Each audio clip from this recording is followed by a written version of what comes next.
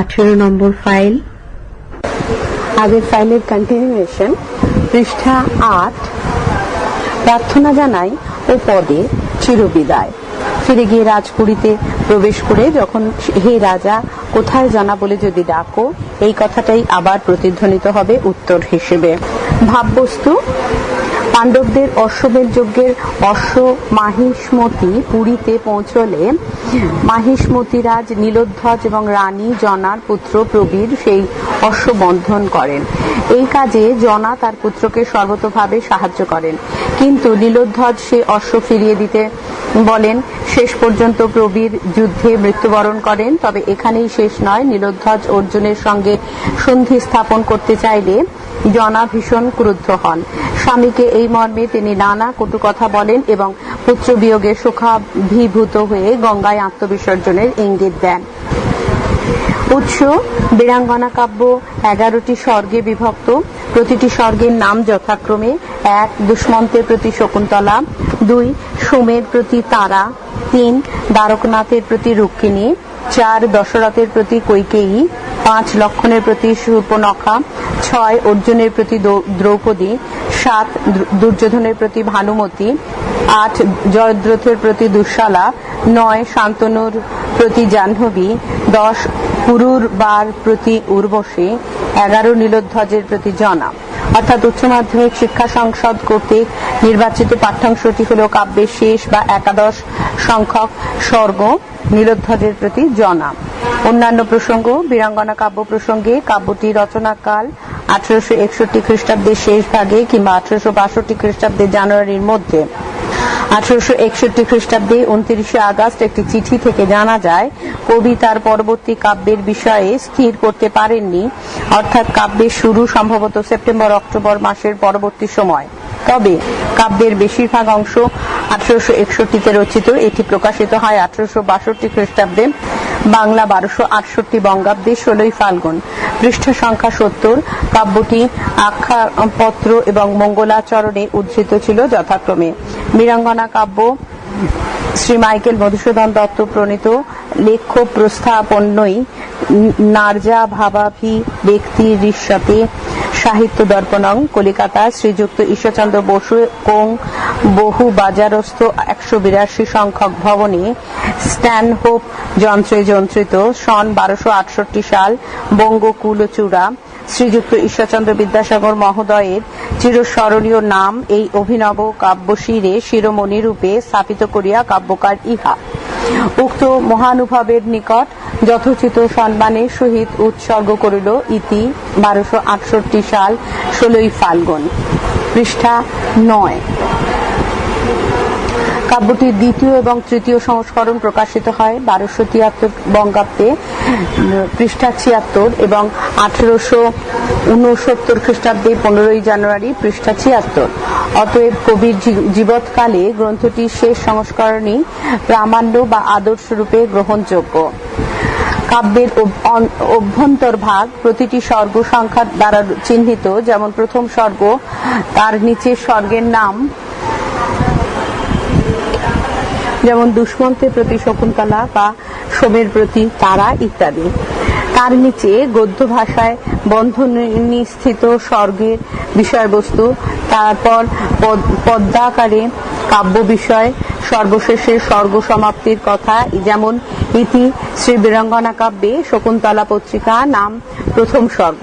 পাঠ্যাংশের প্রারম্ভিক বা মুখবন্ধ অংশ কবি লিখিত: মাহেশ্বরী পুরীর যুবরাজ প্রবীর অশ্বমেধ যজ্ঞাস্য ধরিলে পার্থ তাহাকে রণে নিহত করেন।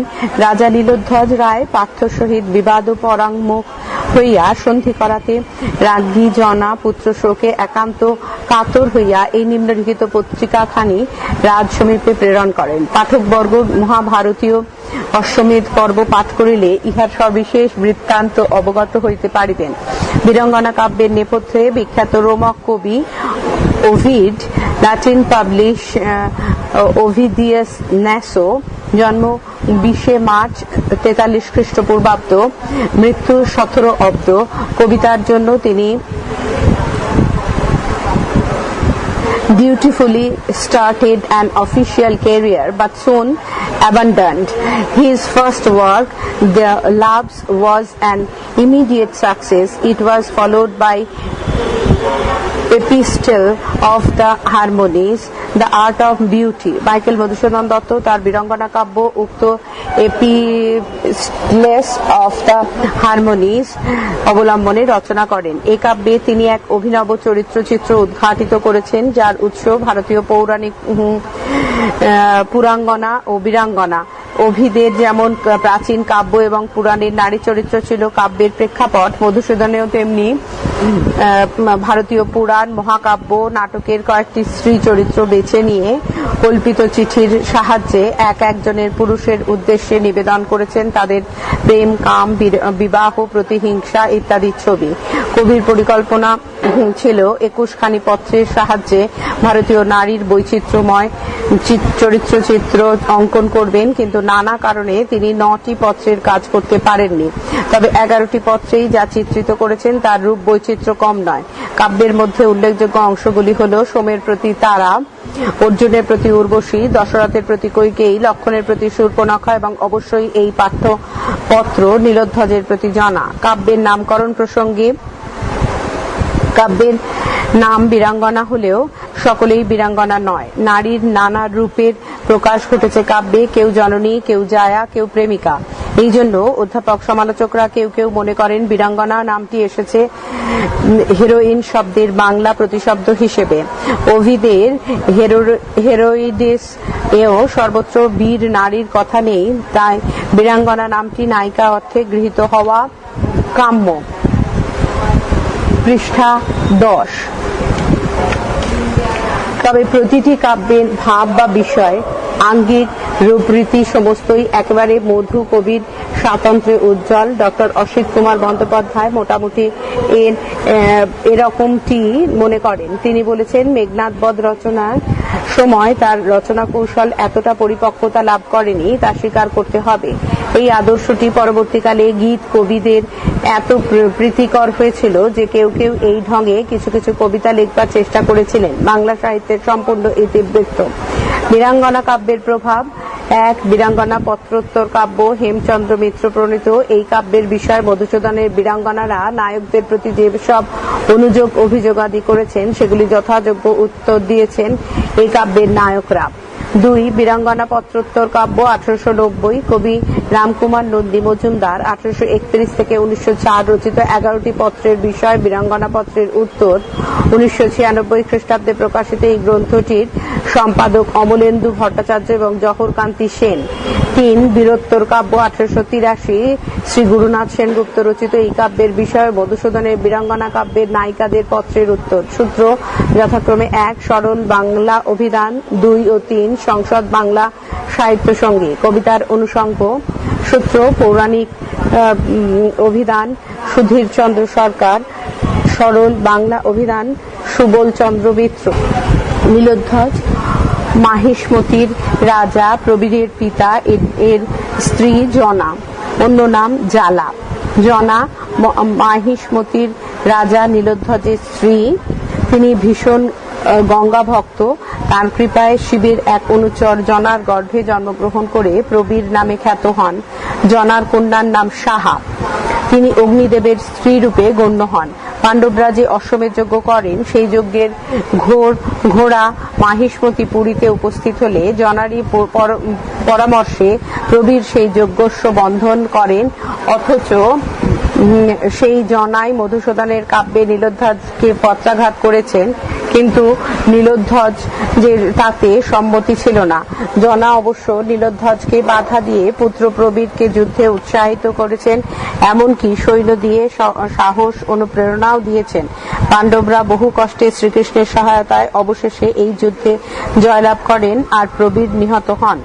যুদ্ধান্তে কৃষ্ণভক্ত নীলোধ্বজ অগ্নিদেবের পরামর্শে অর্জুনের সঙ্গে সন্ধি স্থাপন করলে পুত্র শোকাতুরা জনা বীরাঙ্গনা রূপে যুদ্ধক্ষেত্রে এগিয়ে যান। তেজস্বিনী তেজে সকলেই ভস্মীভূত হন, কিন্তু কৃষ্ণের কৌশলে পাণ্ডবরা রক্ষা পান। শেষ পর্যন্ত জনা গঙ্গায় ডুবে নিজের প্রাণ বিসর্জন দেন।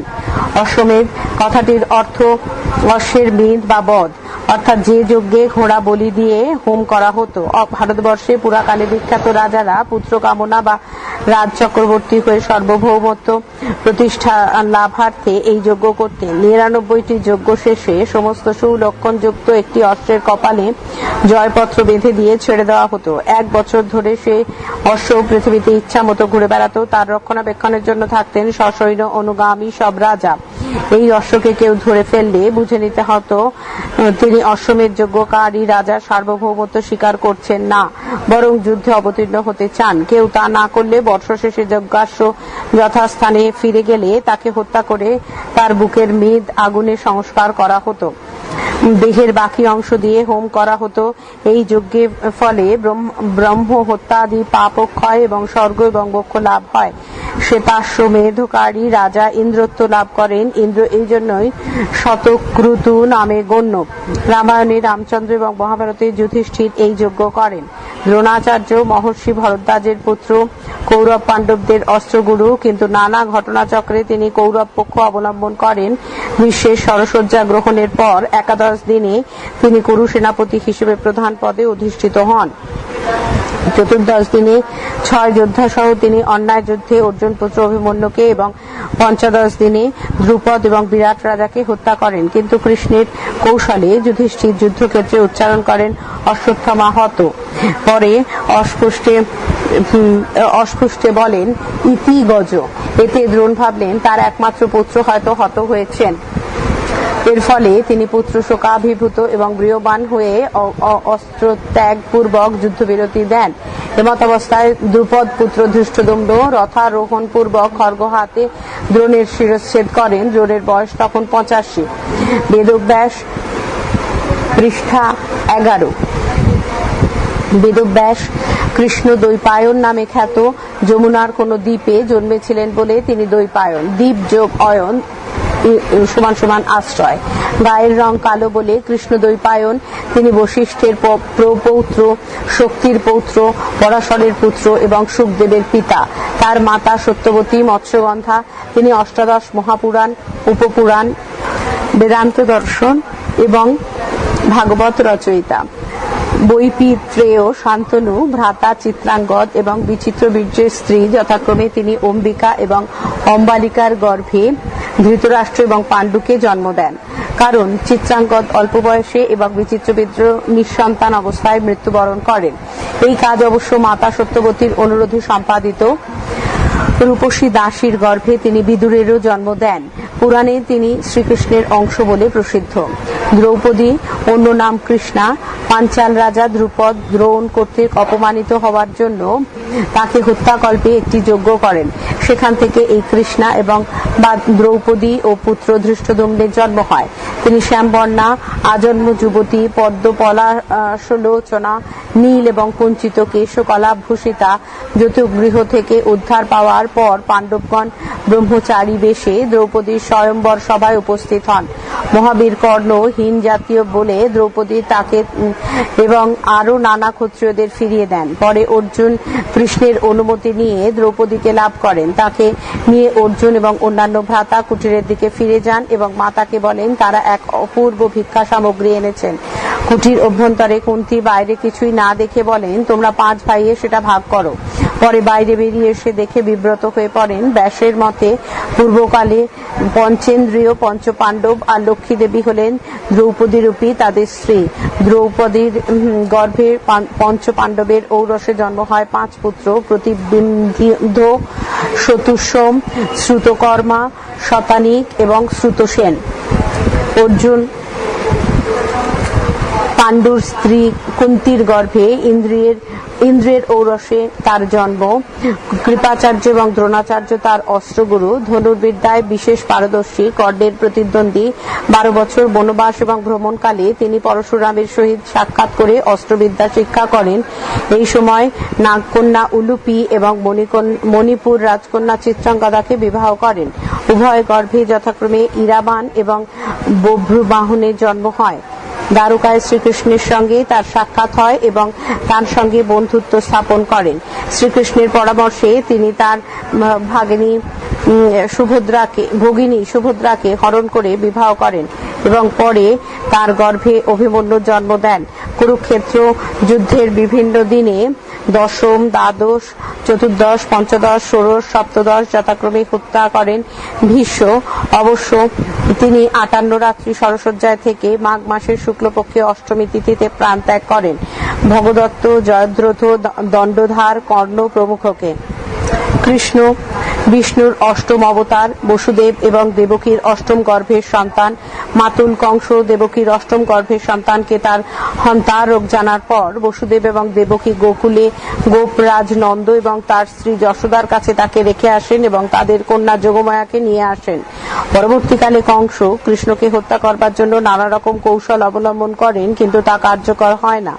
কৃষ্ণের স্ত্রী দ্বারকায় বিদর্ভ রাজ ভীষ্মক কন্যা রুক্মিণী, তার প্রজন্ম প্রমুখ 10 পুত্র এবং চারুমতি নাম্নী এক কন্যা। এছাড়া তার জাম্ববতী, সুশীলা, সত্যভামা এবং লক্ষণা নামী 4জন প্রধান স্ত্রী এবং অপ্রধান 16,000 স্ত্রী ছিলেন। কৃষ্ণের পিসিমা হলেন কুন্তী এবং সেই অর্থে কৃষ্ণ পাণ্ডবদের মামাতো ভাই। দ্রৌপদী স্বয়ম্বর সভায় তিনি উপস্থিত ছিলেন। অগ্নিমান্দ দূর করবার জন্য অর্জুনের সঙ্গে মিলিত হয়ে খাণ্ডব বন দাহন করেন। কুরুক্ষেত্র যুদ্ধে তিনি পাণ্ডব পক্ষে যোগ দেন এবং অর্জুনের রথের সারথি হন। যুদ্ধের প্রারম্ভে তিনি গীতার দার্শনিক তত্ত্ব ব্যাখ্যা করেন। পৃষ্ঠা 12 শব্দার্থ এবং টিকা। বাজিছে রাজতোরণের থেকে আশফালি নিনাদে। বাজিছে মানে বাজছে, রাজতোরণে মানে রাজ সিংহদ্বারে, রণবাদ্য মানে যুদ্ধবাদ্য বা বাজনা, আজি মানে আজ, রেশে অর্শ মানে ঘোড়া ডাকে বা ডাকছে, গর্জে গজ হাতি গর্জন করে বা করছে, উড়িছে আকাশে রাজকেতু, আকাশে রাজ পতাকা উঠছে, মুহুর্মুহু বারবার বা ঘন ঘন, হুঙ্কারিছে মানে হুঙ্কার দিচ্ছে, মাতি মানে মেতে, রণমদে মানে যুদ্ধ মত্ততায়, রাজসৈন্য রাজসেনা বা সৈনিক। কিন্তু কোন হেতু, কিন্তু কোন কারণে, সাজিছ কি নররাজ যুঝিতে সদলে, হে নররাজ বা তুমি কি যুদ্ধ করতে সদলে মানে দলসহ বা দলবল নিয়ে সাজছ বা তৈরি বা প্রস্তুত হচ্ছ। প্রবীর মানে প্রকৃষ্ট বীর, পুত্রের মৃত্যু, ছেলের মৃত্যু বা মরণের প্রতিবিধান করতে, নিবাইতে এ শোকাগ্নি, এশোকের আগুন নেভাতে, ফাল্গুনীর লোহে মানে ফাল্গুনীর রক্তে, মতান্তরে বসন্তের চোখের জলে। এই তো সাজে তোমারে, এই তো তোমাকে সাজে বা মানায়। ক্ষত্রমণি তুমি ক্ষত্রমণি, ক্ষত্রিয় জাতির প্রভু। মহাবাহু মানে মহা ধনুর্ধর, যাও বেগে মানে দ্রুত যাও। গজরাজ যথা যেমন গজরাজ শ্রেষ্ঠ হাতি। যমদণ্ড সমশুণ্ড, যমদণ্ডের মতো সুর। আশফালি মানে আস্ফালন করে, নিনাদে মানে গর্জন করে, আশফালি নিনাদে মানে গর্জন করতে করতে আস্ফালন করে। টুট কিরিটির গর্ভ থেকে 7 ভুজ বলে অব্দি। অর্থ শব্দার্থ, টুটো মানে ভাঙো বা ছিঁড়ে ফেলো, কিরিটির গর্ব মানে মুকুটধারীর অহংকার, আজি রণস্থলে আজ যুদ্ধক্ষেত্রে, খণ্ডমুণ্ড তার আনো মানে তার ছিন্ন মুন্ড নিয়ে এসো, শূল দণ্ড শিরে মানে শূল ও দণ্ড শিরে প্রাচীন ভারতের এক ধরনের যুদ্ধাস্ত্র মাথায়। অন্য সমরে মূঢ় মানে মূঢ় মানে এখানে পার্থকে এই বলে গণ্য করা হয়েছে অন্যায় যুদ্ধে। নাশিল মানে নাশ করলো বা ধ্বংস করলো। বালকে মানে বালককে মানে প্রবীরকে, নাশ মানে ধ্বংস করা। মহেশ্বাস মানে মহাধনুর্ধর। তারে মানে তাকে, ভুলিব এ জ্বালা, এ বিষম জ্বালা দেব ভুলিব সত্তরে। দেব হে দেব, এ জ্বালা এ বিষম জ্বালা মানে প্রবীরের মৃত্যুজনিত জ্বালা তাড়াতাড়ি ভুলব। জন্মেন মৃত কথাটি এইরকম হলে অর্থ হতে পারে জন্মেই মৃত্যু, অর্থাৎ বেশি আয়ুষ্কাল না পাওয়ার জন্য। দ্বিতীয়ত কথাটি যদি জন্মমৃত হয় তাহলে অর্থ ভিন্ন হতে পারে, অর্থাৎ জন্মমৃত বিধাতার এ বিধি জগতে হলে অর্থ হবে এ জগতে জন্ম মৃত্যু হয়েছে বিধাতার বিধান। ক্ষত্রকুল রত্নপুত্র প্রবীর সুমতি সম্মুখ সমরে পড়ি গেছে স্বর্গধামে। সুন্দরমতি পুত্র প্রবীর ক্ষত্রিয় বংশের রত্ন সম্মুখ সমরে মুখোমুখি যুদ্ধে পড়ে স্বর্গধামে গেছে। কি কাজ বিলাপে প্রভু, বিলাপের কি কাজ? বিলাপ নিষ্ফল। পাল মানে পালন করো, মহিপাল মানে রাজা নৃপতি, ক্ষত্র ধর্ম মানে ক্ষত্রিয়ের ধর্ম, ক্ষত্র ধর্ম সাধভুজ বলে মানে বাহু বলে ক্ষত্রিয়ের ধর্ম সাধন করো। হায় পাগলিনী জনা থেকে ক্ষত্রপতি যত। হায় পাগলিনী জনা, জনা নিজেকেই পাগলিনী বলে দুঃখ প্রকাশ করেছেন। তব সভা মাঝে নাচিছে নর্তকী আজ, গায়ক গাইছে উথলিছে বীণাধ্বনি। তোমার সভায় সভা মধ্যে আজ নর্তকী নাচছে, গায়ক গাইছে, বীণার ধ্বনি বা শব্দ উঠলে উঠছে। তব সিংহাসনে বসেছে পত্রিহারিপু, তোমার সিংহাসনে বসেছে পুত্র হন্তা শত্রু। মিত্রতম এবে, এখন মিত্রতম বন্ধু শ্রেষ্ঠ। সেবিছ যতনে তুমি অতিথি রতনে, অতিথি রতনে তুমি সেবা করছো। কি লজ্জা দুঃখের কথা, হায় কবকারে। কি লজ্জা কাকে বলবো এ দুঃখের কথা। হতজ্ঞান আজি কি হে পুত্রের বিহনে, মাহেশ্বরী পুরীশ্বর নীলোধ্বজ রথী। হে মাহেশ্বরী পুরীর অধিপতি ঈশ্বর যোদ্ধা নীলোধ্বজ, তুমি কি আজ পুত্রের বিহনে বা পুত্রের ছাড়া ব্যতীত জ্ঞান হারিয়ে ফেলেছ? যে দারুণ বিধি রাজা আধারিলা আজি রাজ্য হরিপুত্র ধনে, হরিলা কি তিনি জ্ঞান তব? হে রাজা, যে বিধাতা কঠিন হয়ে আজ পুত্রধনে হরণ করে রাজ্য আধার করলেন, সেই তিনি কি তোমার জ্ঞান ও হরণ করলেন? পৃষ্ঠা 13। তা না হলে কহ মোরে কেন এ পাষণ্ড পাণ্ডুরথী পার্থ তব পুরে অতিথি? আমাকে বলো, তা না হলে তোমার পুরীতে এ পাপী পাণ্ডব যোদ্ধা পার্থ অতিথি? কেমনে তুমি হায় মিত্র ভাবে পরশ সে করো, যাহা প্রবীরের লোহে লোহিত। হায় তুমি কি করে বন্ধু ভাবে সে হাত স্পর্শ করো, যা প্রবীরের রক্তে রঞ্জিত? ক্ষত্রিয় ধর্ম এই কি নৃমণি? হে নরপতি বা রাজা, এই কি তোমার ক্ষত্রিয় ধর্ম? কোথা ধনু, কোথা তুন, কোথা চর্ম অসি? কোথায় তোমার ধনু, তুন মানে তীরে রাখার পাত্র আধার, চামড়া সম্ভবত ঢাল, তরবারি নাভেদি রিপুর বক্ষ, তীক্ষ্ণতম স্বরে রণক্ষেত্রে অনেক ধারালো তীর দিয়ে যুদ্ধক্ষেত্রে সেই শত্রুর বুক ভেদ না করে মিষ্ঠালাপে তুষিছ কি তুমি কর্ণ তার সভাতলে? মিষ্ঠ আলাপে তুমি কি তার কানের সন্তোষ সাধন করছো সভাতলে উপবিষ্ট হয়ে? কি কহিবে কহ যবে দেশ দেশান্তরে জনরব লবে এ কাহিনী? কি কহিবে ক্ষত্রপতি যত? কি বলবে বলো যখন দেশ দেশান্তরে এ কাহিনী জনরব বা জনশ্রুতি হিসেবে নেবে যত লোক? ক্ষত্রপতি রাজা বা ক্ষত্রিয় কুলপতি কি বলবে? নরনারায়ণ জ্ঞানের থেকে এ ভ্রষ্টা রমণী পর্যন্ত। নরনারায়ণ জ্ঞানে মানে মানুষকে ভগবান জ্ঞানে, শুনিনু মানে শুনলাম শুনিতে পাই, বুঝিছ পার্থে রাজা ভক্তি ভাবে। হে রাজা, ভক্তি ভাবে পার্থকে পুজো করছো, এ কি ভ্রান্তি তব? এ তোমার কি ভ্রান্তি বা ভুল? হায় ভোজবালা কুন্তী, কেনা জানে তার শৈরিনী। হায় কেনা জানে ভোজরাজের কন্যা কুন্তী অসতী, তনয় তার পুত্র তার কুন্তীর জারজ অর্জুনে। জারজ অর্জুনকে, জারজ অর্জুন মানে অর্জুনের জন্ম ইন্দ্রিয়ের ঔরসে, অর্থাৎ সে তার মাতার প্রকৃত স্বামীর ঔরসজাত বৈধ পুত্র নয়। কি লজ্জা, কি গুণে তুমি পুজো রাজরথী নরনারায়ণ জ্ঞানে? কি লজ্জা হে রাজ যোদ্ধা, কি গুণে তাকে নরনারায়ণ মানুষরূপী ভগবান জ্ঞানে পুজো করছো? হে দারুণ বিধি, এ কি লীলা খেলা তোর, বুঝব কেমনে? হে দারুণ বিধাতা, কি করে বুঝবো তোমার এ কি লীলা খেলা? একমাত্র পুত্র দিয়া নিলি পুনঃ তারে অকালে, আমার একমাত্র পুত্র তাকে দিয়ে পুনরায় তুই নিয়ে নিলি অসময়ে।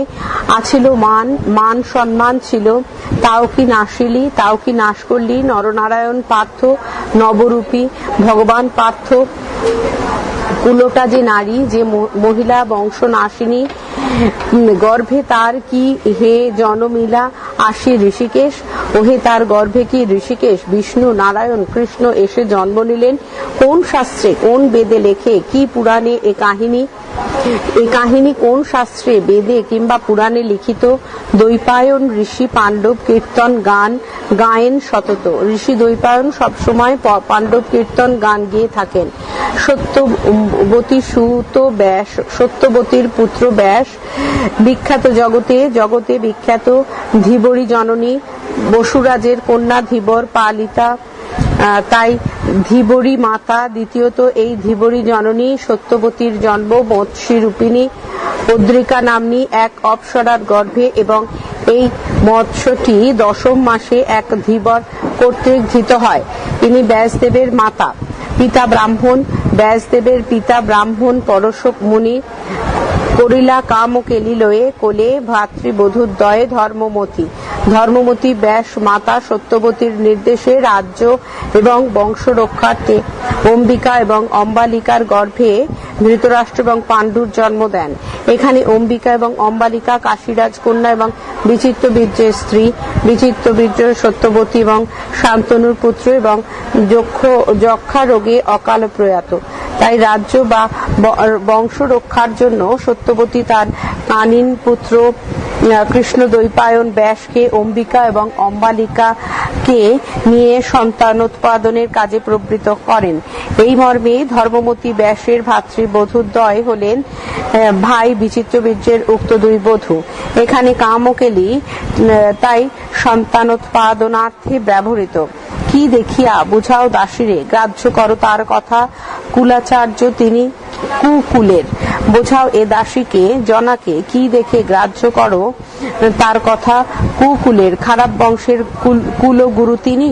তবে যদি অবতীর্ণ ভবে পার্থরূপে পীতম্বর কোথা পদ্মালয়ে ইন্দিরা, তবে যদি পৃথিবীতে পার্থরূপে শ্রীকৃষ্ণের আবির্ভূত, তাহলে কোথায় পদ্মালয়া, যার আলয় বা গৃহ পদ্মবন, ইন্দিরা লক্ষ্মীদেবী কমলা। ব্যাসের মতে লক্ষ্মীদেবী দ্রৌপদী রূপে পাণ্ডবদের স্ত্রী, তাই দ্রৌপদীকেই পদ্মালয়া বলা হয়েছে। দ্রৌপদী বুঝি নাকি দ্রৌপদী?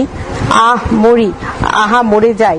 কি সতী, মানে কথাটি ব্যঙ্গার্থে ব্যবহৃত, অর্থাৎ দ্রৌপদী মোটেই সতী নন, শাশুড়ির যোগ্য বধূ। শাশুড়ি এখানে কুন্তী, যাকে কুলোটা বা অসতী বলে আগেই গণ্য করা হয়েছে। পৃষ্ঠা 14। এবং দ্রৌপদীকেও সেইভাবে গণ্য করা হয়েছে, কারণ তার শাশুড়ির মতো তারও একাধিক স্বামী। বস্তুত একজন মহিলার উপর একাধিক পুরুষের অধিকারকে জনা ভালো বলে মনে করেন না। পৌরব সরসে নলিনী, পুরু বংশজাত সরোবরে পদ্মফুল, অলির সখী পদ্মফুলের সঙ্গে ভ্রমরের সম্পর্ক, কারণ ভ্রমরে পদ্মের মধু খায়। এখানে পদ্মফুলকে তাই অলির সখী বলা হয়েছে। বস্তুত দ্রৌপদীর প্রতি খারাপ ইঙ্গিত এখানে লক্ষণীয়। রবির অধীনী সূর্যোদয়ের সঙ্গে পদ্মের প্রস্ফুটন সম্পর্ক, তাই নলিনীকে সূর্যের বশীভূতা বলা হয়েছে। সমীরণ প্রিয়া, বায়ু বা বাতাসের প্রিয়জন।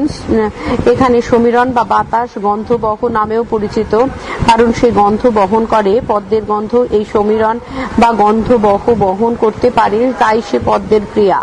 ধিক, হাসি আসে মুখে, ভাবি যদি পাঞ্চালীর কথা। ধিক্কার দিই নিজেকে, যদি এরকম দুঃখে আমার মুখে হাসি আসে, যদি ভাবি পাঞ্চালী বা দ্রৌপদীর কথা। জানি আমি কহিল সে নিজ পরাক্রমে, জানি আমি কহে লোক রথিকুল প্রতি পার্থ। আমি জানি লোকে বলে পার্থ যোদ্ধা বংশের শিরোমণি।